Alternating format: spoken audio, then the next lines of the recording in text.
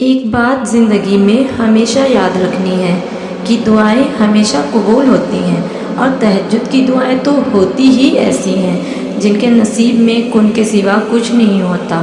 تہجد کی دعائیں بڑی طاقتور ہوتی ہیں کہ بندہ بھلے ٹوٹ جائے مگر تہجد کی دعائیں کبھی رد نہیں ہوتی، اور آپ بس تہجد میں اپنے رب کو مناتے رہو۔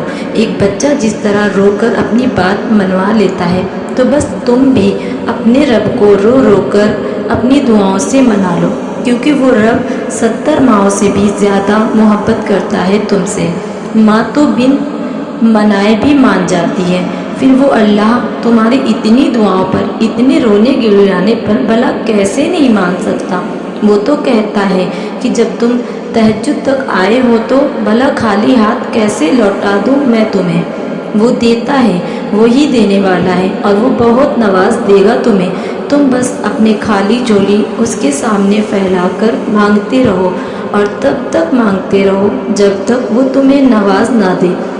دیر کا مطلب یہ ہرگز نہیں کہ وہ دعائیں قبول نہیں کرے گا، بلکہ وہ تمہیں اور سننا چاہتا ہے، اس لیے دینے میں تاخیر کر رہا ہے۔